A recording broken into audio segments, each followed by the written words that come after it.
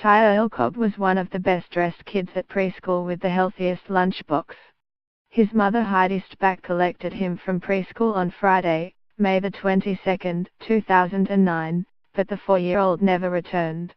Exactly what happened to the young, happy boy over the following weekend may never be known, but we do know he died a painful death. More than 8 years after Tyrell died, Stback has been jailed for inflicting the horrific fatal stomach injuries over that weekend. There were no red flags apparent to the staff at his preschool that Tyrell was being neglected. He had bruises on his legs like many active 4-year-olds. The child's death was not a case where there was a lengthy history of physical violence. Previously he had been in hospital for just a few days for treatment of an infected finger that got jammed in a toy box. No excessive bruising or injuries were noticed by staff at that time. But by the time Tyrell was rushed to a Gold Coast hospital on a Sunday night, he was covered in 70 injuries, including bruises on his ear. He had suffered 2 blows to his abdomen that caused his stomach contents to leak and internal bleeding. The boy died a painful death after continuously vomiting green bile.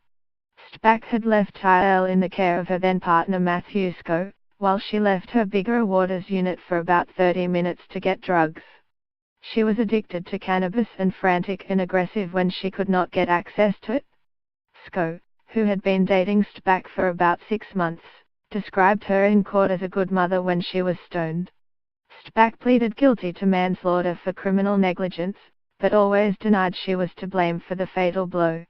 She never criticized Sco during the police investigation, but during her contested sentence, her defense team suggested if one were to build a case against him, it would be stronger than the one against her. After 4 days of listening to witnesses give evidence and reviewing 124 exhibits in the case, Queensland Supreme Court Justice Peter Applegarth found there was no compelling evidence Sco was the culprit and that Stback had killed her son, on the balance of probabilities. The weekend Tyrell died, his biological father Jason Cobb got an unusual phone call. Stback rang Mr. Cobb frustrated, asking him to come and pick up Tyrell because she could not cope. "Can you come and pick up this boy? I can't handle him no more," she said. Mr. Cobb, who lived in Lightning Ridge in New South Wales, had never received a call like that from Stback before, but agreed. It was not practical to drive to the Gold Coast straight away, a journey that would take between 8 and 10 hours, so instead he decided to phone Stback the next day to see how she was feeling. But Mr. Cobb never got the opportunity to see his son again. Tyrell died after being rushed unconscious to a Gold Coast hospital.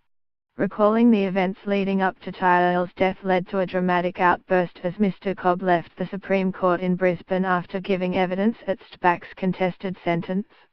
Mr. Cobb stormed out of the courtroom and slammed a heavy glass door, causing it to smash into pieces.